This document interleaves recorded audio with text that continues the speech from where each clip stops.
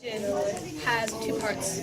In the kite question, we are given a demented biology teacher who is flying their kite, and their kite remains at an altitude of 130 feet as they're flying. The wind is blowing at about 6 miles an hour, and the teacher has the kite string unraveled at 350 feet of string. In the first part, we are asked to convert the 6 miles an hour into feet per second because the measurement of the altitude of the kite as well as the length of string is in feet. Here in part A, we are performing dimensional analysis with 6 miles over 1 hour times 1 hour over 3,600 seconds, which is the number of seconds in an hour, times the number of feet in a mile, which is 5,280 feet in 1 mile. We got as our answer for part A as 8.8 feet per second, which will be used in part B. In part B, we are asked to find the rate at which the length of string is increasing.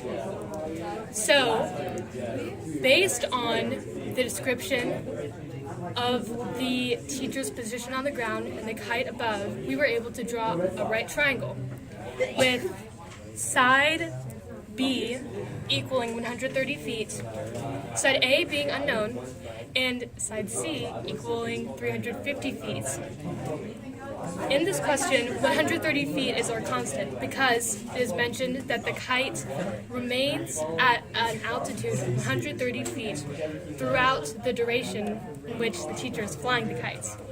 350 feet, however, is not constant because we are being asked to find the rate at which the string is increasing at the moment when the string is 350 feet.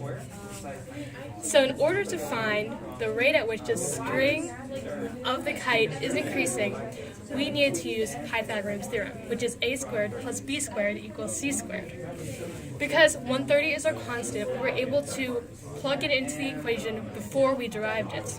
So we got a squared plus 130 squared equals c squared. After that, we derived our equation.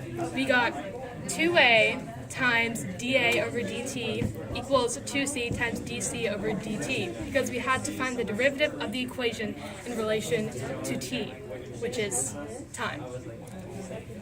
In order for us to accurately solve the equation, we needed to figure out the length of side A. So for that, we used Pythagoras' theorem.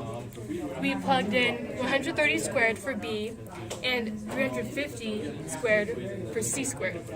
So we got A squared plus 130 squared equals 350 squared. When we solved that, we got A equals the square root of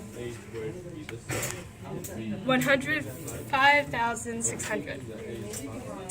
Then we plugged that into our equation for A. So we got 2 times the square root of 105,600 times 8.8, which is dA over dt, equals 700 times dc over dt, because c equals 350, and 2 times 350 is 700.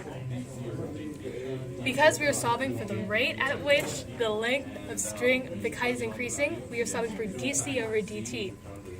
And the 8.8 feet per second is the rate at which the wind is blowing the string of the kite, which means that it is dA over dt.